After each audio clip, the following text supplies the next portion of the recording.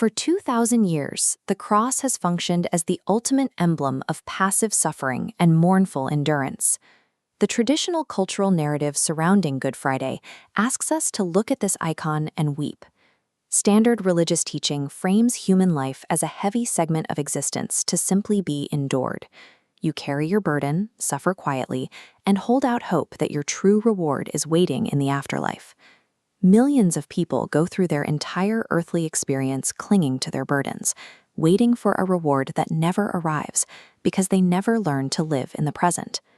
By fetishizing suffering, humanity turned a potential psychological tool for transformation into a permanent, celebrated identity of victimhood. In the mid-20th century, Reverend Ike challenged this dogma with a philosophy he called the science of living. He positioned his church as a school, teaching self-awareness as a practical discipline rather than a religious mystery. He pointed to the classic hymn, The Old Rugged Cross. While most congregations focused on the command to cling to that heavy burden, Ike emphasized the very next line, and exchange it someday for a crown. In Ike's teaching, that crown isn't a post-mortem gift. It represents tangible abundance, deep joy, and success in the here and now. Ike argued that the cross was a psychological action to be performed today, rather than a historical artifact to be mourned. To Ike, the cross is a verb. It represents crossing out, the active, deliberate destruction of limiting beliefs within the subconscious mind. Ike weaponized the symbol, turning an instrument of execution into a practical mechanism for immediate personal empowerment.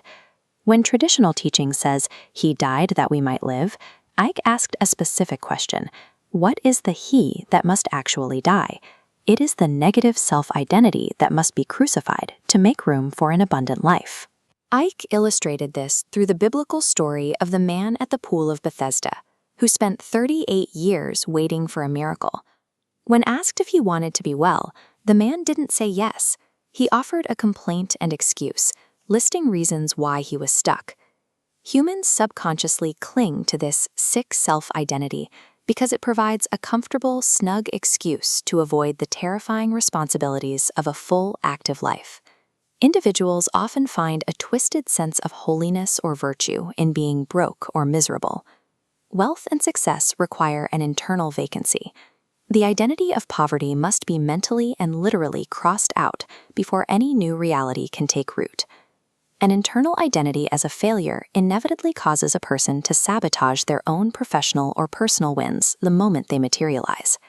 The hateful and hurt identity carries a similar toll, where hoarding past grievances blocks the psychological capacity to experience new joy.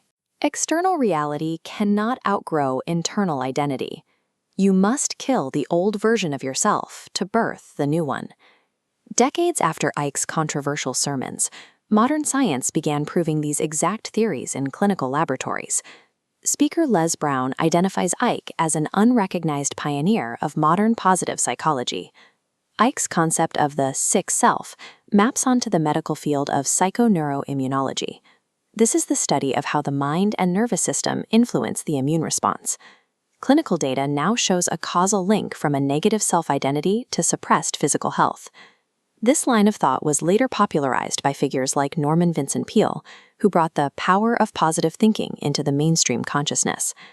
At Harvard, Dr. Martin Seligman conducted an exhaustive 26-year study on learned optimism. Seligman found that a person's baseline internal outlook is the single largest determining factor in their lifelong success. Ike taught an applied, measurable science of the mind that predated the academic consensus by decades. Ike shifted the focus away from Jesus, the historical figure, preaching instead the practical, empowering gospel that Jesus actually gave. In this philosophy, the kingdom of God is an internal psychological resource you can access right now, rather than a physical destination in the afterlife.